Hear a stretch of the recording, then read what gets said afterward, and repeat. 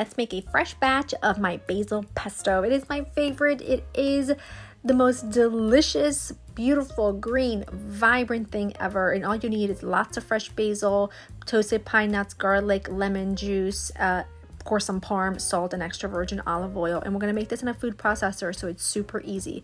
Just add your basil along with your toasted pine nuts, your garlic, your salt, and lemon juice if you're using lemon juice. I know some people do not like to use any lemon. I think 1 to 2 tablespoons is just going to add so much brightness to this and just keep that gorgeous green color, but it is totally optional. And while it's mixing, you're going to stream in your extra virgin olive oil. And at first it'll look like it's not going to come together, but then it will.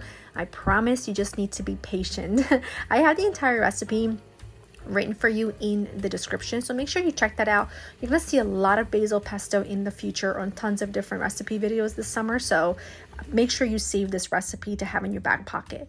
Then I add the pesto to a bowl, and to that I'm going to add my parm. I don't like to add my parm to the food processor. I like to stir it in because I think you just get much better texture and flavor when you do it this way.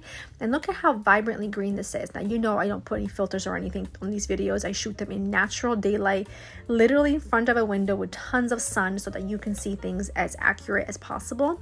I add that to a jar, and then what's important if you're going to store this in the fridge to keep your basil pesto from turning brown, when you add it to your jar, let it settle for a couple minutes and then put a little bit of olive oil on the very top to sort of lock in and seal that basil pesto from reaching any air, and so that way it doesn't oxidize. And as you use it, just keep adding more olive oil on top before you store it, and it will keep it nice and green. It'll stay in the fridge for about a week and you will just love it.